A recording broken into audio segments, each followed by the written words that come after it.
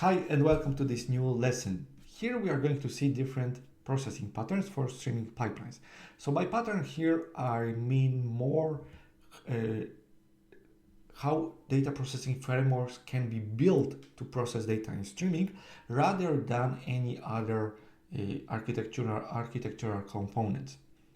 And the opening sentence statement for me is that with batch processing you have no choice because the whole data set is available for processing, so generally each data processing framework will take this data and process it as it. In streaming is different, and I hope that you will see the difference in just few minutes. And the first of these patterns is the microbatch processing. So it's implemented in Apache Spark structured streaming, and the idea here is to take some data, allocate it to different tasks, and as long as all these tasks as long as at least one of these tasks is running, the next microbatch will have to wait. So meaning that if we have a straggler or a data skew, which makes one task being much more longer than the others, it means that generally our microbatch will accumulate some extra latency.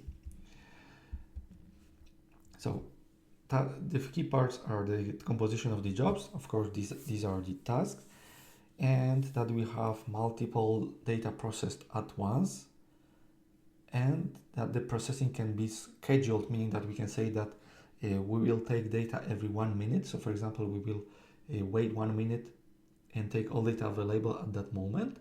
Of course, it introduces a higher latency, and the task lifecycle, which is tied to the job lifecycle, meaning that, so what I said previously, and the job cannot continue as long as there is at least one task still running. And Apache Spark structured streaming is one of the examples of this pattern. You will find also other ones, like for example AWS Lambda, which is a serverless function that can consume streaming data.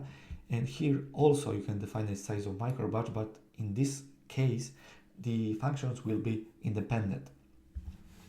And the second module is the element-based streaming processing, and it's typically an example of Apache Flink.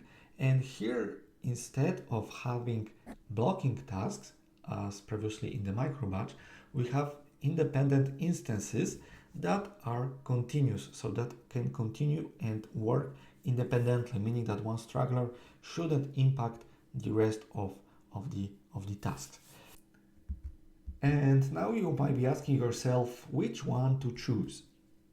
The answer is that it depends on a lot of factors. It depends on the latency. If you need a lower latency, probably the element-based continuous processing will be better.